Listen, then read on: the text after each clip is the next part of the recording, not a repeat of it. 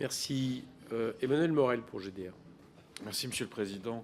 Beaucoup de choses ont été dites à ce stade, mais je reviens sur ce qu'avait dit ma collègue Pires Beaune. Elle dénonçait le caractère injuste des différentes réformes de la fiscalité locale depuis 2017. On pourrait aussi ajouter que c'est quand même un caractère très dispendieux.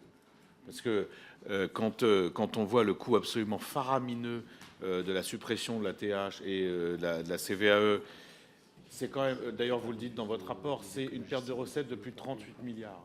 C'est-à-dire qu'en gros, sur la soixantaine de milliards de recettes en moins que la Cour avait totalisé par comparaison à 2017, les 2 tiers, elles proviennent de ces promesses du président Macron, avec évidemment la moitié de la hausse des déficits depuis 2017. C'est à cause de la suppression de la TH et la très forte baisse de la CVAE. Donc on a quand même des réformes qui sont très dispendieuses. Et alors le deuxième point qui me semble le plus préoccupant dans votre rapport, évidemment, c'est la coupure du lien entre les contribuables et les services publics locaux via ce que vous appelez la déterritorialisation.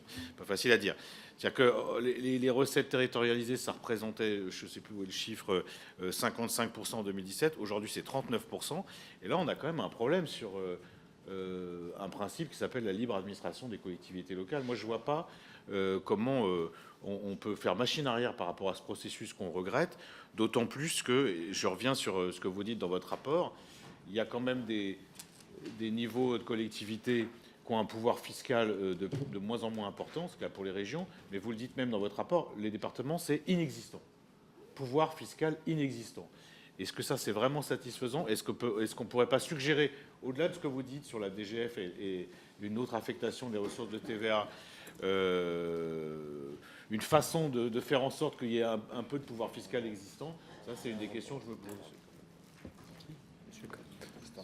Bon, j'entends ce que vous dites parfaitement. C'est vrai que la rupture du lien entre contribuables et l'exécutif local est une vraie difficulté. Ça, je crois qu'on ne peut pas la mettre de côté.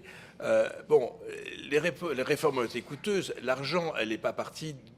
Elle est partie dans les poches des citoyens pour une partie, pour 18 milliards, dans les poches des entreprises pour le reste. Donc je ne sais pas l'argent qui a été volé, c'est l'argent qui a été redistribué.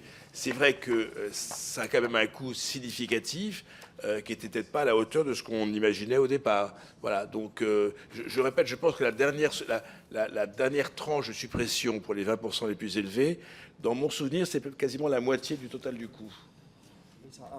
C'est un bon tiers, entre un tiers et 40% du total du coût. Ça a été une dépense élevée pour un avantage, pour une redistribution qui n'était pas complètement, enfin qui était assez anti-redistributive. Voilà, donc recréer un lien me paraît nécessaire. Je précise néanmoins que des pays très fédéralistes comme l'Allemagne, les Länder sont financés très largement par des impôts partagés avec le pouvoir central. Alors ils ont aussi des impôts locaux, mais oui, mais ils ont quelques impôts locaux. Enfin, une bonne partie du financement des Länder, oui, mais néanmoins, c'est un partage d'impôts qui est entre impôts nationaux et impôts des collectivités. Merci. Comme on relève vos paroles, je note ce coût élevé pour finalement une redistribution qui n'est pas à la hauteur.